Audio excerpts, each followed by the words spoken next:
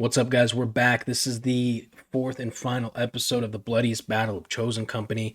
It has been a wild ride. A lot of you guys have suggested that I react to this one, and I'm so glad. Thank you for that. I'm so glad that I am, because holy shit. Starts off, kind of like your basic combat operation and just goes to hell in a handbasket, man. So, real quick, my name is Saxon. They called me Vegas in the International Legion. That was my call sign. I joined the International Legion in the beginning of January 2023. I am still in Ukraine. I'm no longer in the International Legion, though. Before I was in the Legion, I was a firefighter and an EMT in just outside of Fort Worth, Texas. So if you have not seen episodes 1, 2, and 3, just trust me, man. You gotta go see this. This is crazy. And let's see what's up here. Right now, we are currently with Delta Team. Delta Team has lost their comms. There's 4 of them right now. All 4 are injured. 1 is now KIA. So there's 3 alive, all 3 casualties, and basically sitting there waiting for hopefully reinforcements.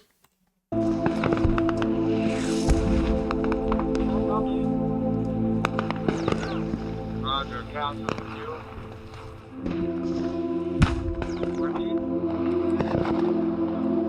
Roger, you're loud and clear. Slow down, speak slowly, move things to cover, and keep falling back.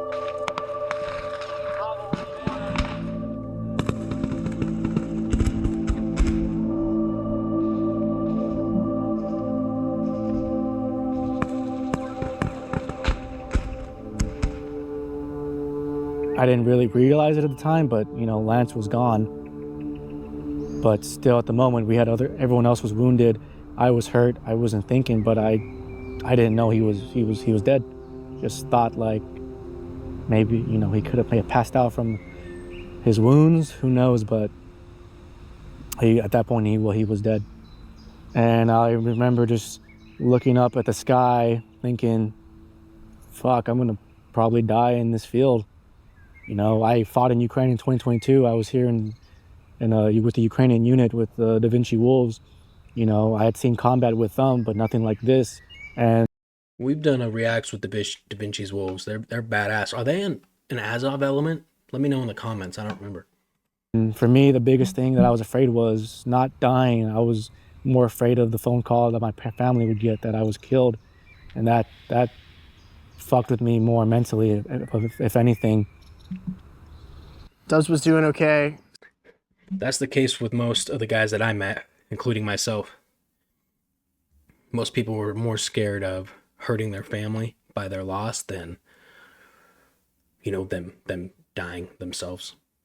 CB was injured. I'm not sure if he had his rifle with him or not, but I knew there was a Russian position like 30 meters away, and we had just been fighting with them again, like for the second time. So I thought for sure, like, all right, they can definitely see us on the drone as soon as these guys figure out that we're all wounded, or maybe there's like one guy alive. They're going to come out and finish the job.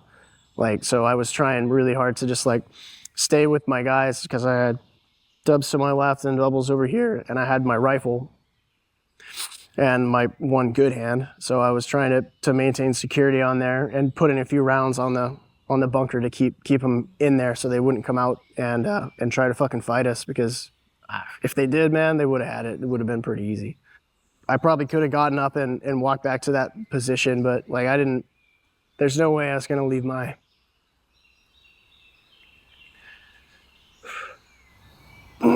there's no way I was going to leave my guys like that. So. Watch the ground move. We're gonna fucking get back to Kyiv.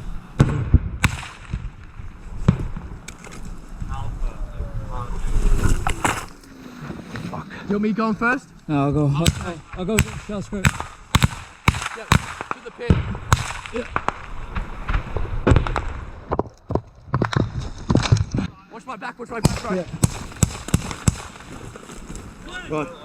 We're moving back to you! Alright, gotcha. I've got wood and already, I'm moving.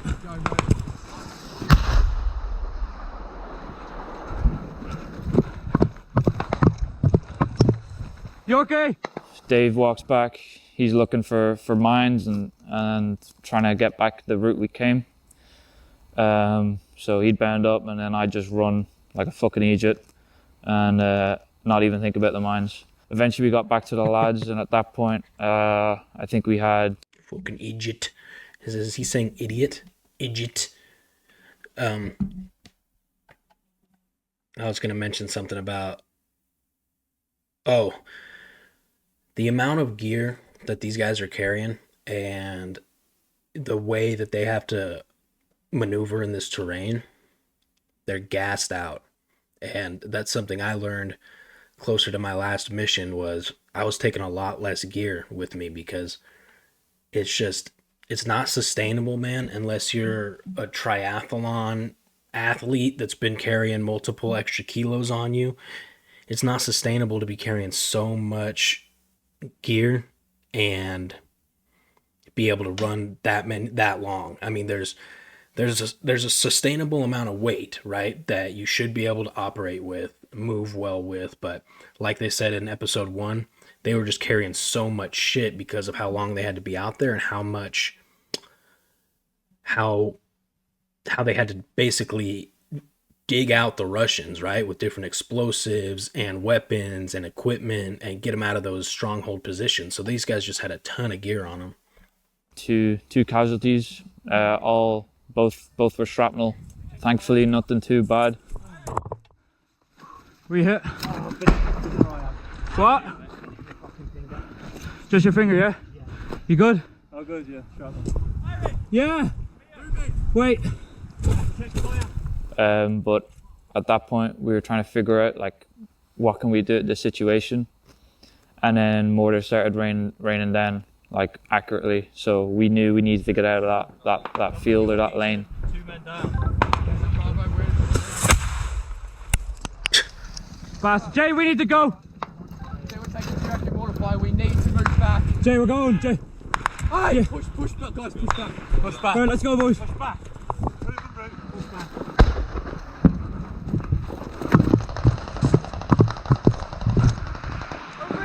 Yeah, they're coming. Fire support, Yorkie. Come on, boys. Let's get going. Hey, reference red brick. See? 2 fingers left, the house in depth. See, Not the white wall, but the one to the right, slightly further along. Is that okay? see, yeah. Yorkie, move. You need to get across the road. Get across. Proven route back. Right. Move in pairs. Move in pairs. Pairs. It's this way. Fuck, righto.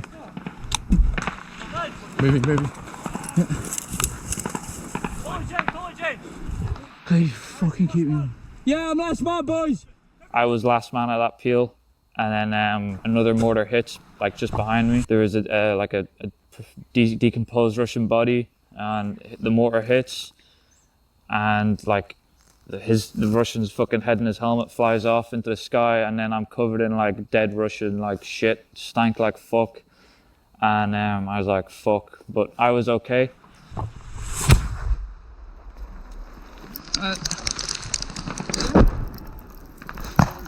I'm good. When you're fighting and there's all the mortars are going on, you have your training, so you're not really worried about it. You're not really worried about if this happens. You're kind of just you just want to do your job and go to the positions that you're told to go to.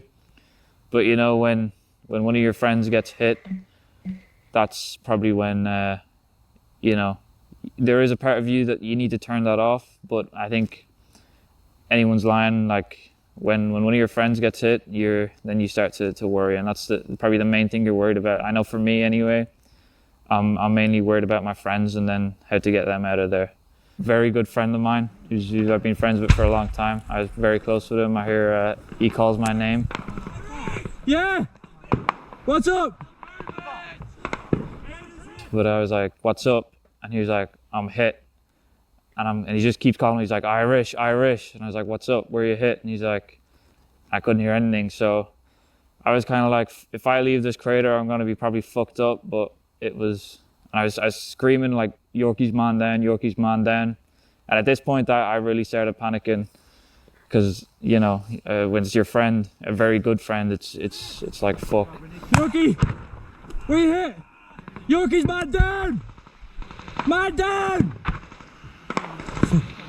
Fuck. I made the decision there and then to run over and see what's wrong with my friend. And he took shrapnel straight through the testicle into his leg. Where you hit? Am I bleeding? Just tell him I'm bleeding. No. A mortar had come down and injured 3 of our guys. Shrapnel to the ankle. One had shrapnel in his back, and the other actually caught shrapnel to his testicle, and he lost that testicle later on. This is what Yorkie says. He goes, if I lost my nut, man, I'm going to be pissed. And I was like, nah, you haven't. But it turns out you did. Go, mate, let's get the fuck out of here. Yeah. Let's gonna fire another one. Right. Let's go. Go. Ow! So he walks, I come in behind him. At that point, I'm pretty fucking angry. Checked him out, I was like, nothing serious. Well, it was serious, his ball got blown off. But, you know, in terms of losing your life, it wasn't serious. So, Is it? Yeah, but... Sorry, Jay! It's alright, fuck it, we're going to even do it. He's like, am I bleeding? I'm like, nah, you're good, man. So he gets up and walks. Go. Charlie's already moved back at this point, and my team, we're now split into 2. One half of the team leaves first, goes all the way back to Kyiv with the Ukrainian sapper that was with him, and then the rest of the team.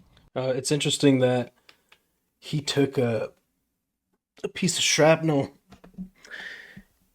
hard enough that they had to remove his ball, you know, but there wasn't a ton of blood right there. That's interesting to me. I wonder if there's just not a ton of blood flow down there.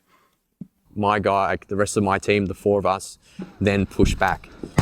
We're fighting and withdrawing at the same time. So fighting, withdraw, we'd run, stop, shoot, keep going back. Jay, let's go. Something I noticed about this Dave guy too, and Irish, is Dave is the leader of Bravo team, right? But I've noticed if they need to make a push into a kind of a sketchy zone, he goes first. And when they're retreating, he's last. Like he takes care of his guys. He's a solid leader. Your bag. What? No, leave it. That's me. You good? Leave the bag. Leave. Fuck it off, bro. No. Let's go. Gander, let's go. Gander, right, give me the bag. Quick. Right, let's go, bro. We get to the point where we have to turn to cross the road, and I hear these voices, and I recognize these voices, but they're not anyone from my team. I'm like, I can't tell who that is. And at the time, they were yelling my name, or yelling Bravo, we're over here. And I thought it was a sniper team. I thought it was one of our guys, Swede. And I get there, I get around the edge of the building, and it's 2 of our guys, 1 medic and an injured, and he's treating him because at this point he can't move. And the Charlie team had to go. They were going to go back, and then once the rest of the team were there in their staging area, they were going to come back and grab him. Yeah. You go. There was another casualty from Charlie team, and he was a big guy. You right? Yeah. Right, I need a couple of men. Lads, hurry up! Pick them up. Quickly, we're taking fire. Can you walk it off? So I'm saying to this guy, I'm like, you're gonna have to try walk somehow. We get him up, and I put his arm over my shoulder, and we start like slowly, like bit by bit, getting him somewhere safe where he could be treated. If you've never carried somebody in full kit before, or tried to, I challenge you to. You would be surprised how heavy they are. Be very careful over by that wood pile. Go on, pick them up. Can you limp? Yeah, baby. All right. I just gotta get up. Yeah. All right, grab your arm under here. Okay. Ready? Go. Yorkie, obviously his his ball was hit by shrapnel, his testicle. So he's in quite a lot of pain. So I'm like holding his hand and shit. I'm like, you're good, man. You already have a kid in the way. You'll be fine. And he's telling me to fuck off. So that was a good time.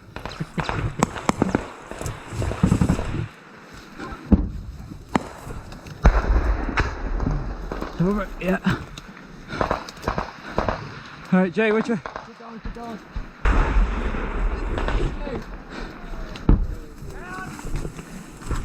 Medic constant.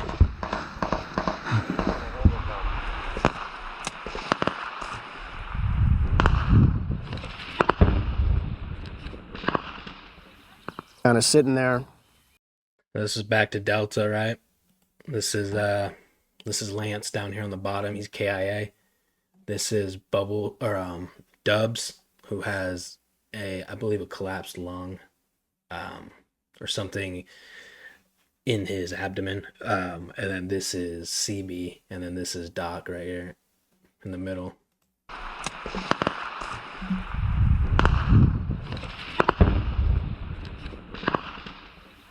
Kind of sitting there, I had holding pressure on Dubs's chest wound because he was moving around a lot. He was really uncomfortable. He couldn't breathe very well, because of the injury to his lungs. And so I was holding pressure on that with my rifle up on, like, pointing back at the enemy position. I stabilized Dubs for like an hour, and man, I'll tell you what, sitting for an hour in a battlefield with like an active firefight and mortars and shit going on, that really sucks. I just remember looking up in the field and hearing Tango working on Dubs. And I remember hearing the final words of Dubs of what he was saying. And then he passed on too. His wounds were too much. He died, 5 meters away from Lance. I had a cross for a long time. Perfect example of what I was talking about, as far as it's frustrating as a medic to see something like that where there's a wounded guy and he was stable for an hour, which means, in my opinion, if he was able to get Kazivac'd out of there, he was savable, most likely. But because this kind of a conflict is how it is, it's not an option. So the wounds that he had, which may have been savable, ended up becoming lethal because of how long he was out there and had to deal with the wounds. And kind of was like, as I was working on my casualties, it like fell out of my vest, and I was like looking at it, and I was like, well, I guess I'm gonna go. Probably gonna go see my dad today. When I die, so that'll be nice. But I thought that, and then like immediately I was just like, nah, fuck that. Like, if they want to kill us, they're gonna have to work for it. So I went and I pulled everybody's rifles and all the grenades that I could find on their kit and their gear, and I set it in the middle so that I could reach it. As the day slowly got darker and darker, because it was still sunny, it was still sunset when I was hurt, and as the night dragged on, it was just getting darker and darker, but the gunfire, the artillery, it was still going constant. We started hearing voices, and we thought sounded like Russian voices. So I remember Tango just went shh, and we just listened quietly, and we could hear voices. So he grabbed his AK, he fucking put a fresh mag in, chambered it, grabbed a frag, and he just looked at us and said, "This could be it, boys." I had a grenade in my hand, and I had it unpinned at that point because I thought, like, for sure, man, they're going to come at any point. Like, they're going to come from the trench or they're going to come from the bunker, and they're just going to fucking get us. So I had one grenade underneath, my rifle on the other, and I heard voices coming from back behind us. And I heard, like, a word in Russian, and I didn't know if it was Ukrainians or Russians. And I was just like, yeah, this is it. Like, we're going to fucking go. And I can flip my safety off, and thank God, Ryder was there. He was one of our Terps, and he said, "We're friendlies."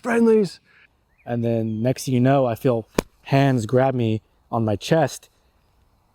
And for a split second, I just was like, I jumped, and then I heard friendlies. It was my buddy Dirty P, and one of our Ukrainian translators had reached us.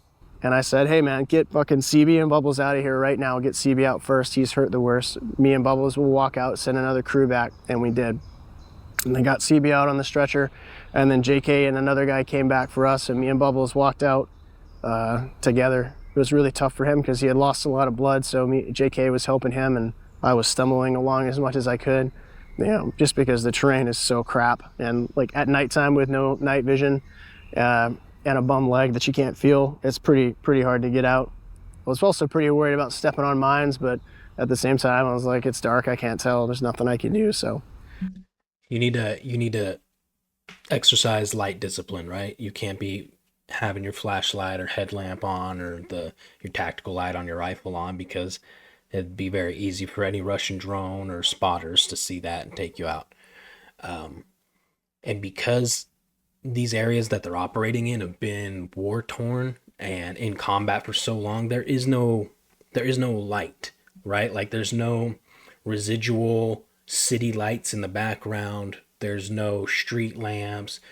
So I remember telling this to people when I got back. It's like a darkness that I had never witnessed before. It's like pitch black, to where you've got your hand right in front of your face and you can't see it. It's so dark. It was strange for me the first time I witnessed it, because I'd never seen anything like that before. So he was just saying it's hard to get out. I couldn't imagine. It was hard for me to get out completely healthy and uninjured, getting out of some of the to the evac zones. Being injured like this, and after a firefight and losing two of your buddies, fuck. The assault at this stage was done. We couldn't push any further. We got hit pretty hard and unexpectedly as well. So we were sort of waiting now to determine what time we should exfil.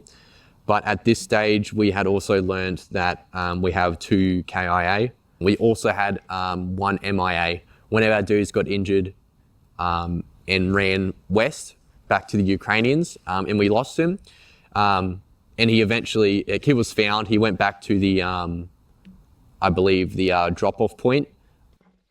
I'm sitting at the position with the Ukrainian guys, and one of the Ukrainian guys comes up to me, and he's just big old dude. And he like barely fits in this little bunker, and he gets in, and he comes up to me. And I'd used all my stuff for my IFAC to treat everybody else, so I didn't have anything else, and I'm still bleeding from like my leg here. I'm reaching down and touching it every once in a while to see if it's like fresh, and of course it is. So the guy comes up to me and he's like, "You medic?" And I'm like, "Yeah, medic." And he's just like, "Oh," and he lifts his shirt up and he's got this little bitty shrapnel wound going through and through. And he's like, "Oh, help me." And he hands me a bandage. and I was like, "Thanks, man." And I like wrap my leg with it. He's like, "Nee." I'm like, "Дякую. Thanks." An American guy comes up to me and tells me, "Yo, you heard his name's Feeney," and he was like, Feeney got shot in the back of the head. And at that point I was like, fuck, like, well, I suppose, like, you just don't think that means he's dead. But obviously the guy's American, he's a bit, stupid. But I walk into the cellar, and the guy who I just been told got shot in the back of the head and presumed dead, he's sitting there smoking a cigarette. And I'm like, I get a cigarette, and I'm like, "All right, Feeney, mate." And he's like, "Yeah." I'm like, "Heard you got shot in the back of the head?" And he goes, "Yeah." We dropped the casualties at the edge of the village. The Ukrainians take him, they hold him there, and then the rest of us who can still fight go back to the drop-off point. We have to cross open ground. We have to go forward and try and grab the body of Dubs, or Andrew Webber, his name. We get to his body. Thankfully it's closer than we thought. I believe some Ukrainians, when they tried to bring him out earlier, had brought him back and then had to leave him because they were taking too many drones and IDF. We didn't have a stretcher at this point, so we had to carry him, but his body had gone through rigor mortis at that stage, so he was very stiff. So it made him easier to carry, so we would each grab a limb, pull him up, and then go. We get to the drop-off point. The Humvee comes in, and we load Dubs onto the Humvee. As we're about to leave, I'm looking at the drop-off point, the building that's next to it, and I just see this ball of fire just explode in front of me, probably about 20, 25 meters. It looks like an artillery round. It hit the building direct, and I believe the Russians were watching us, waiting to see where we were going, and as soon as we stopped, they probably launched the artillery to try and hit us, trying to hit the Humvee. Thankfully, it didn't. So we all start screaming like, let's get the fuck out of here, let's go. And we have to pile onto the Humvee. We have a dude hanging onto the side of the Humvee outside the door. We have to hold onto him, make sure he doesn't fall off. And we have other dudes laying on top of each other. I'm laying on dubs because there's nowhere else to lay. As we were driving out of Pervomaisk, we had RPGs firing at us, trying to hit us, but thankfully, no. And then we get to the Kazavak point. He made the comment he was laying on dubs. Andrew Weber, who was KIA on that mission, and it reminded me of on my last mission. We were moving to the Exfil, and it's like maybe 3-4 kilometer walk to where the vehicle will pick us up. So from our trench line, the 0 line, 4 kilometers back to a pickup location. And there was this big cargo truck, one of the big ones, right, where the back is like up to here, so you got to pull yourself up, right?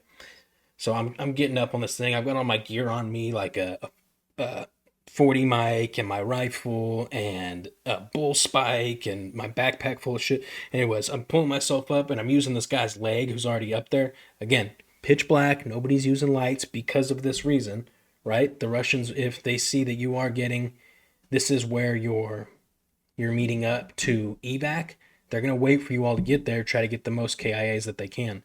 So it's dark as shit. I'm pulling myself up and I'm getting up on top and I'm on top of this guy and I'm like, sorry, dude. And I realized he was dead, completely dead. And he was just this Ukrainian kid that had died on the mission that we were on. And they had laid him in the back of the truck to obviously take him back home. Just reminds me exactly of what he's talking about. Laying on a dead soldier, right? So fucked. Point, and then we offload dubs, and like we're just smoking cigarettes, like trying to fucking, figure out what's going on. And then that's when CB comes out on a hospital bed. CB was another one, again, a good friend of mine, and he was another one that was believed to be dead. So when I seen him on the fucking stretcher, I was like, okay, he's alive, cool. But as he's rolling by, he goes, we lost Lance and Dubs. So that was kind of a shit moment. I didn't realize it, and Tingle told me after, but I was about maybe 30 minutes from dying. 30 more minutes laying in that field in Donetsk and Pervo, and I definitely would have died either from bleeding out or from shivering to death from hypothermia. Yeah, it was a really weird feeling walking around a hospital butt ass naked, but like they cut all my, my pants off, obviously, my freaking dick's swinging out everywhere. And I'm laying on the table. They take all my other clothes off and they're like digging shrapnel out of me on the table, which freaking sucked. No anesthetic, of course, because we're real men, right? This is a piece of a VOG round. So this is the one that got me in the leg and cut my nerve. This crappy little fingernail piece size of metal, shrapnel's a killer out here on this battlefield. And that's why I tell like anybody who asks, I literally tell them, hey man, if you're going to be out here doing work, you need to have a freaking protective vest. You need to have a flak vest. Like it's not going to stop a bullet maybe, but it'll stop shrapnel. And This is such a valuable piece of advice, and I had mentioned this too. It's tough because if you wear a flak vest, bullets will probably sail right through it, right? Especially these if the Russians are using these 5.45 by 39 AP rounds like we were using against them, it'll sail through a flak vest. But the odds of you taking shrapnel are much higher than getting shot, and just your regular plate carrier is not going to cover as much as an actual flak vest. You can get flak vests that are even come to the shoulders. They've got neck guards. They've got side plates. I mean side armor. So I'm with it. Flak vest probably the way to go. If I were to go back out to the front, It's hard to say because they're so fucking heavy if you've ever worn a flak vest, but it's a smart idea. That'll save your life. I remember seeing Finian like in the hallway and he's looking at me all weird because I guess I didn't realize like everybody else had gotten to the hospital and they didn't have any news about us. And I think our team Delta was the last one to get evacuated. So everybody thought we were all dead. And they was like looking at me, man, like looking at me all weird, like he'd seen a ghost or some shit. And I'm like, hey, what's up, man? So.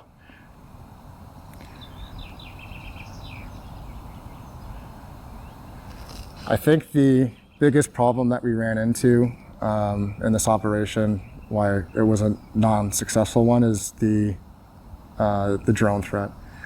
At least for myself and Bravo team up in the north, there had been so many dropper drones, and it just stopped us from being able to push forward and move forward, and to effectively deal with our immediate contact, the Russians, to our 12 o'clock on our advance. So moving forward, we had to come up, and we came up with other ways to try and counter this so that we don't run into something like this ever again. A lot of foreigners look at Chosen as like the suicide unit or something, but like they don't understand we'll plan an operation for a week, 2 weeks, 3 weeks, use drones to weaken it, use drones for recon, the whole 9 yards. So it's not like we know going in, like Parvo 1, they're like, yeah, you're gonna have up to a company size element. It's like, okay, well, in that area you can only fit 12 men. So, you know, we had myself and 11 other guys going up against a company size Russian element in fortified positions. It's what it is. And you know, it boils down to planning, preparation, training, execution. So, and we constantly learn from everything we do. Like that's one thing that's really good with us is like, okay, Pervo 2, we don't hide Pervo 2. Like there's other units, they would take that as a loss and be like, no, we never speak of that again and pretend like it never happened. With us, that was a huge point. Like, okay, we did this, how do we better ourselves? And every op we do, whether it's like success, failure, doesn't matter. We take a look at it and we like, okay, how do we incorporate like our successes? How do we make this better? Where do we need to improve? And that's something that is really good and really strong about Chosen, is that we're always trying to evolve, and we're always trying to increase like our skill sets and use more efficient tactics, better tactics, because you can't keep doing the same thing over and over. The Russians will learn from that. They're watching it just like we're watching it, and they're that's just going to lead guys. Yeah, they still want to live. But one thing we really had going in Chosen Company that really allowed us to do these operations and to go into operations that we knew were going to be bad. We had all worked together for a long time. We had trained together for a long time. We all knew each other in and out, and we all liked each other. You know, obviously you like some people more than others, but I didn't have any bad blood with a single person there. And I would have done anything that I could in my power to ensure that that person, you know, was capable of doing their job, and at the end of the day, they came back from doing their job. And I think that's a really important thing, is just to try to love and understand the people you're working with, because that power is what's going to carry you through. It's going to give you confidence. And you're going to need that confidence because, you know, the war in Ukraine is very serious. It's not like other wars, like Middle Eastern wars. There's a level of intensity here that hasn't been seen in 100 years. Well said. Very well said. Join the brave. Shit. Couple thoughts on this one, guys. I mean, first of all, rest in peace to the Legionnaires that lost their lives out there. Awful. And the Ukrainians, of course. The bloodiest battle of the Chosen Company, this series that we just watched, was incredible. And I think it's really cool that Chosen takes the approach of how do we better ourselves rather than whose fault was it, right? Or let's never talk about this, or, you know, they're like, no, this happened, we did this, how do we fix it? I think that's very cool. It's much more effective than the blame game, right? Because I'm sure there was multiple people there that wanted to blame the failure of the op to make them feel better about losing their friends, right? I saw this often out there. If you have someone to pin the blame on, somehow maybe you think it'll make you feel better, but that's not the case. And the truth is, these operations, especially on this battlefield, are so dynamic and constantly changing, and it's no matter what, you're rolling the dice. You could plan an operation for a year. No matter what, you're rolling the dice. There's certain things that you can never prepare for. So with that said, and how many casualties they took, the fact that they only got 2 KIA out of like the 30 something guys that were out there is pretty amazing. So shout out to the Chosen, very cool video, and shout out to the people who recommended that we react to that. Do me a favor, like, comment, subscribe. I believe we just became eligible to monetize this channel. Every single penny that this channel makes is going directly back into the channel. Also, there's going to be donations to some of the soldiers still out on the front line, maybe specific units. So I love you guys. Thank you for all the love recently. Like, comment, share again, and stay safe. I'll see you tomorrow.